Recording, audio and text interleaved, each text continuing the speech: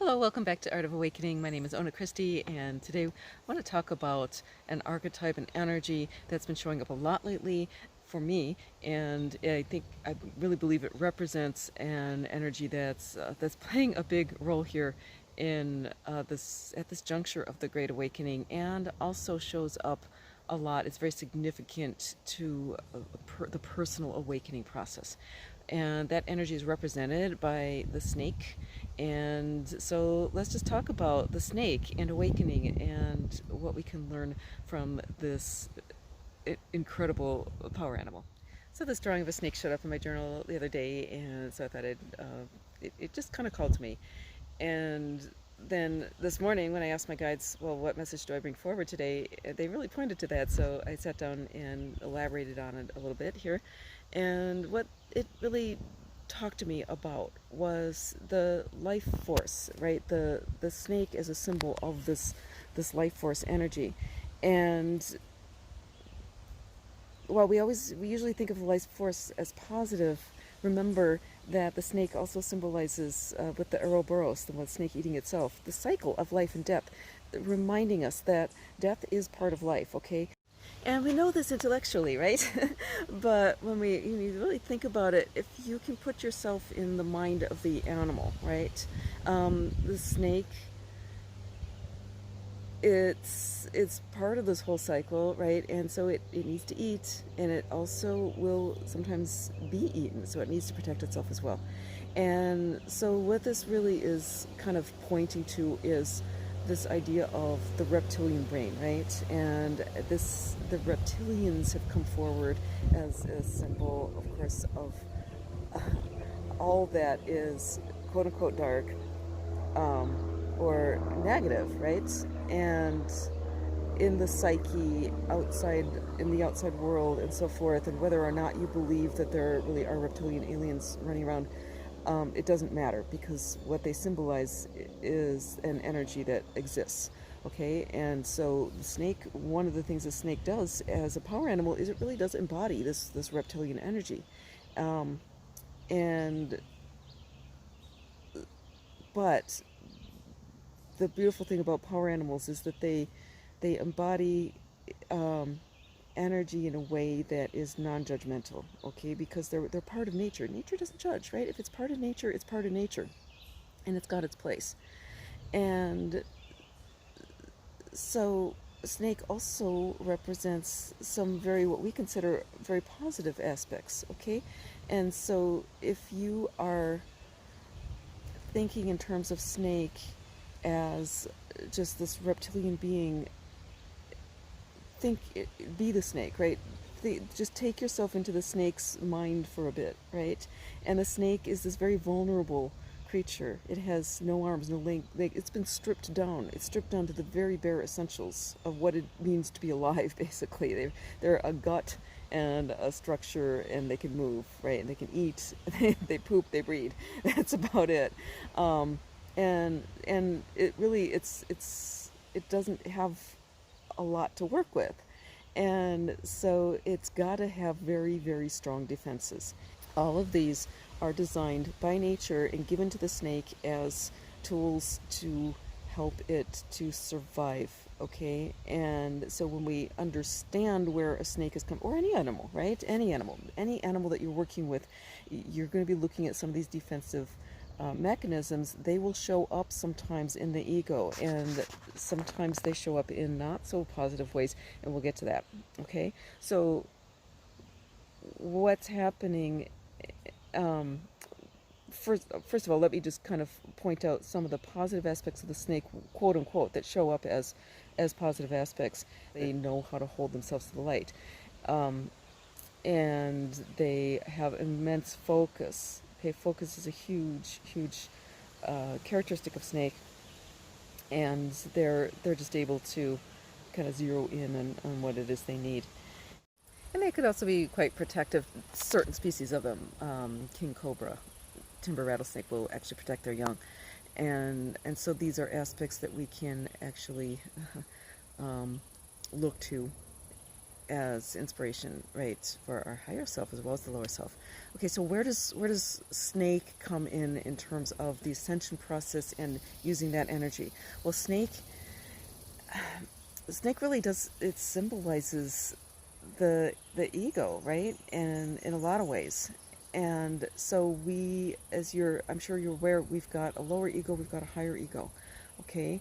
And so in this period of ascension, we're when we start becoming aware of the higher ego and starting to align our personality or our mind, align that lower ego that we have that is responsible for, keeping us safe, alive, and solvent, right? The ego is simply sort of a mediator. And once the ego starts to wake up, right, and starts to align with the higher self, um, this is a period of great transition for most people, right? And it can be very chaotic in a lot of ways. And we're starting to see this in society as the mass of humanity begins to awaken, right? Humanity itself is awakening. And so there's this sense of kind of chaos. And so snake is one creature that that can show us the different aspects of this reptilian or this instinctual mind, or how we can start to work with the instinctual mind and start to turn it in a direction that will be more aligned. Okay? So, the thing that they wanted me to point out about snakes is that, first of all, like I mentioned before, it's part of nature, right? And so are we. We are so part of nature. Even the ego, which we always want to pit ego against spirit, ego against nature, it is part of nature, right? It's part of the whole thing. It's designed, right? And ego is designed for us to, it's part of this whole free will thing, giving us free will, and the ego needs to learn, right? So the ego isn't necessarily bad, but it does need to be handled and trained. Um, and so the reminder that Snake brings today is that the lower ego is going to be always reacting like a snake does, right? It's going to be reacting out of fear. It's going to be reacting out of uh, physical need. It's going to be reacting out of just the instinctual, basic stuff. I'm not telling you anything you don't know, but this is just kind of a reminder. But the higher ego also can draw on that life force kind of, because the lower ego is really, it's connected with the life force. That's why the lower ego is so connected with those lower chakras, right? Because it wants to protect the life. Okay, that's the idea, is that we react out of fear or whatever because these are ingrained instincts to protect us, to protect our life. And so the higher ego is also here to protect life, but it's here to protect life in a larger sort of sense, because the higher ego understands that our individual life is so interconnected with all of life, and so the higher ego becomes more of a protector of all of life, right? In addition to also our own individual. So it's this expansion of the ego self. And so knowing this, we can look to Snake because it's so represents this whole life force idea, and look to Snake in ways that, okay, how can we work with this energy, right, in a way that's going to be aligned with the higher self? Well, one of those ways is focus. So if you ever watch a snake handler, first of all, snakes themselves, they're really known for focus. They can zero in on something and just zoom, go at it, right? But it requires a lot of focus and a lot of awareness to handle a snake, because no matter what, even like you start getting complacent with an animal like that, and you're going to get bitten, right? And so we all do it. We all get bitten once in a while. We're all working with this lower self, which is basically a snake. We are snake handlers, every single one of us. And so the encouragement is just to be aware of this in yourself, that as whether or not you've just started to awaken, or if you've been on the awakening, if you've reached some level of mastery, that's often when you start to get complacent, right? And so the suggestion is, let's never be complacent, because even if we've trained our ego and have worked with it for quite a while, it's always still got that just very basic instinctual thing going on with it. And the other thing is just really holding to the light. The snake will come up, and it is, of course, cold-blooded, and so it needs an exterior source of heat, and it knows how to get out there and sit on a rock, sit in the sun, and warm up in those tweenish times of year where it gets chilly. And this is something that we need to do as well, right? And daily. And this is, again, just a reminder, you know this, but I think at this time of great awakening where things are chaotic, it is so super important to get out there and hold yourself to the light in whatever way. Okay?